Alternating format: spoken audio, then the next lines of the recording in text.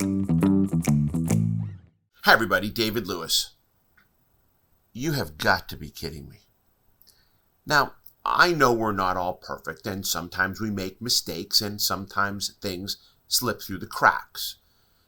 But our website for our dealership is our new storefront.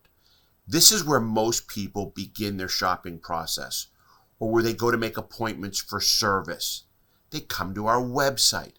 Now, if our website is inaccessible to them, they go elsewhere. Now, in my company, we do a lot of marketing, and part of that marketing is we go first to a dealership's website and we research them.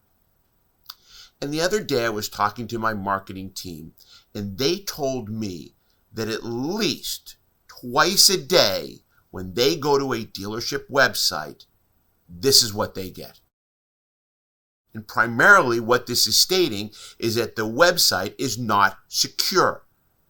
Now, if you were searching out somebody and you went to their website and this popped up, would you continue to research, or would you click and move forward knowing that it is not secure? No, neither would I. And those are lost opportunities.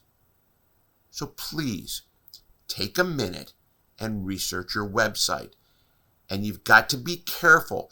Just because you can access your website from within your dealership does not mean that people outside of your dealership cannot or have the same access that you do. So make sure you check it from your home or from a cell phone not connected to your dealership Wi-Fi. Make sure that your visitors, your customers, can access your website.